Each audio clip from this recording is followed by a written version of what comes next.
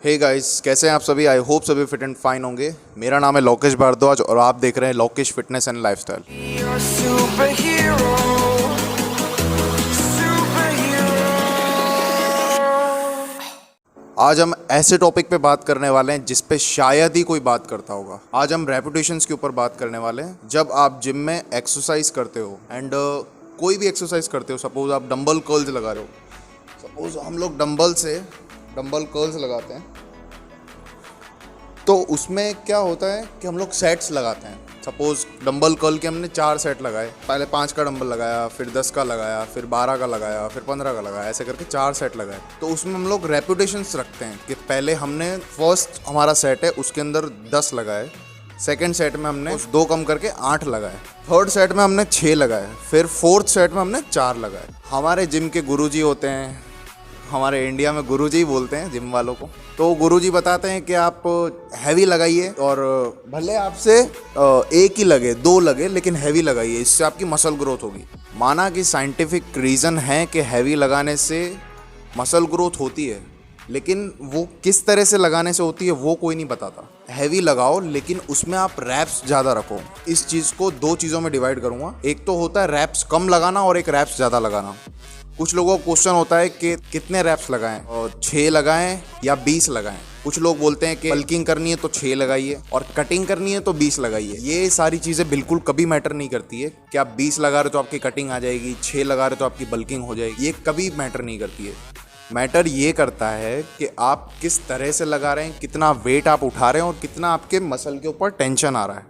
तो चलते हैं हमारे फर्स्ट पॉइंट की तरफ, जो मैंने बोला था कि कम रैप्स रखने हैं। सपोज 3 से लेके 6 के बीच में रखने रैप्स। तो उससे क्या होगा, एक एग्जांपल देता हूँ मैं। सपोज एक कोई बॉडी बिल्डर है अच्छा खासा, जिसकी स्ट्रेंथ है, वो लगा रहा है डेडलिफ्ट।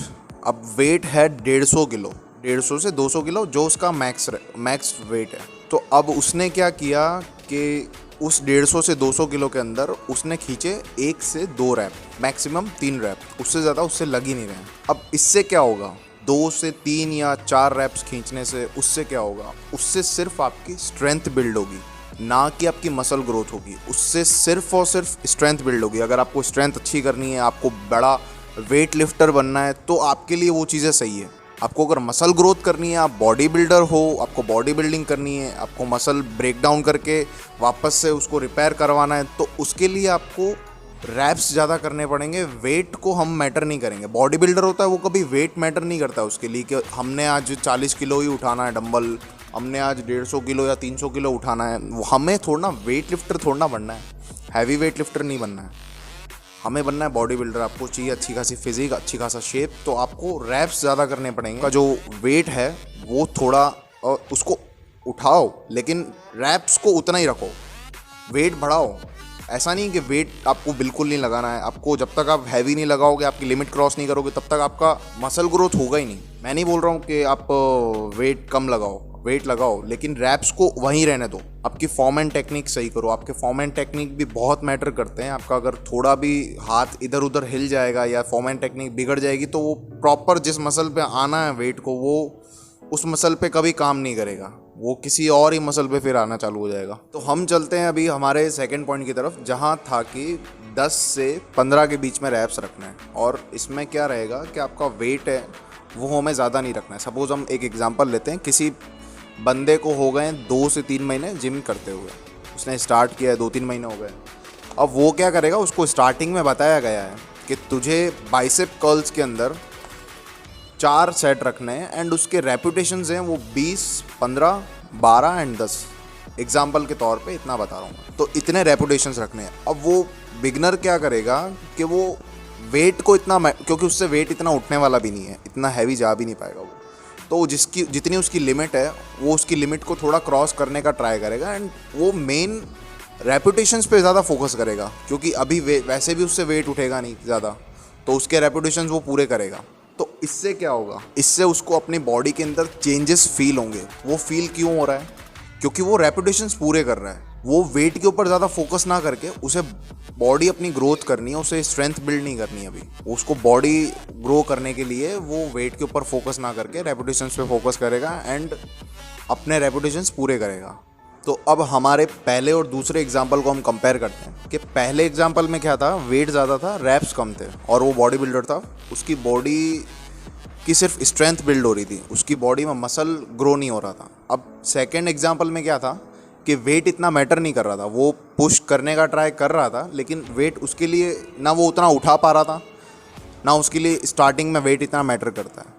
तो वो अपने रेपुटेशंस को पूरा कर रहा था। 20 उसने पहले में लगाए, सेकंड में उसने 15 लगाए, थर्ड में उसने 12 लगाए, फोर्थ में उसने 10 लगाए। तो उसने अपने रेपुटेशंस पूरे क्लियर कर लिए। तो उससे उसकी मसल ग्रोथ होते हुए उसने खुद ने फील किया है। अब थर्ड एग्जाम्पल की तरफ चलते हैं कि सपोज एक स्प्रिंटर है जो 100 मीटर की रेस स्प्रिंट करता है, रेस लगाता है, और एक मैराथन रनर है जो 8 से 10 किलोमीटर रोज़ दौड़ता है। अब स्प्रिंटर होगा जो 100 या 200 मीटर की रेस करता है, स्प्रिंट मारता है, उसकी बॉडी होगी वो एक एथलीट बॉडी होगी, मतलब उसकी फुलनेस होगी बॉडी के अंदर, उसके लेग्स के अंदर एक हार्डनेस होगी, उसके लेग्स इतने मतलब थोड़े साइज होगा उसके लेग्स में अच्छा खासा। और एक मैराथन रनर है, उसके आपने पैर देखे हो तो एकदम पतले सुखड़े से होते हैं, एकदम पतले दुबला सब पूरी बॉडी होती है। ऐसा क्यों?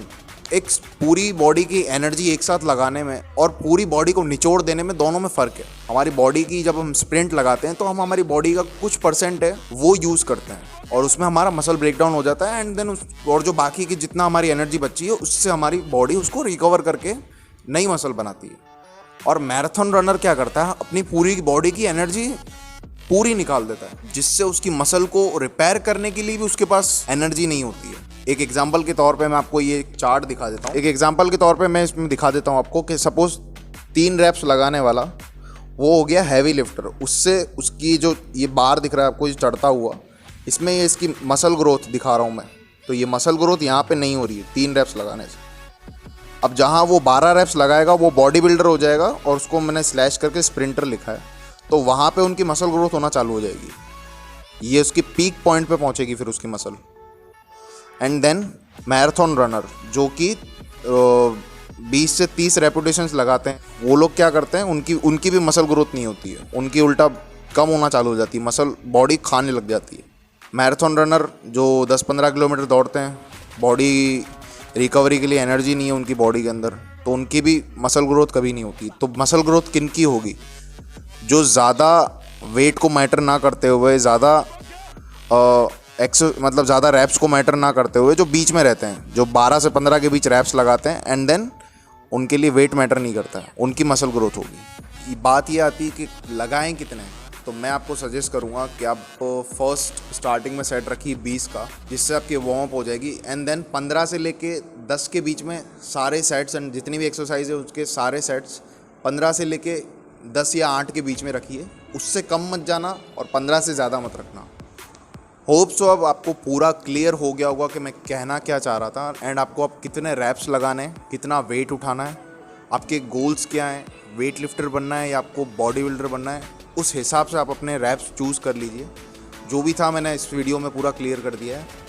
अगर कुछ भी डाउट होता है तो प्लीज़ मुझे कमेंट करके बता देना है या मुझे DM कर देना इंस्टाग्राम पे एंड मेरी ID में डिस्क्रिप्शन में डाल दूँगा। एंड जहाँ मैं शूट कर रहा हूँ ये बॉडी रिनोवेटर जिम है गांधीधाम के अंदर।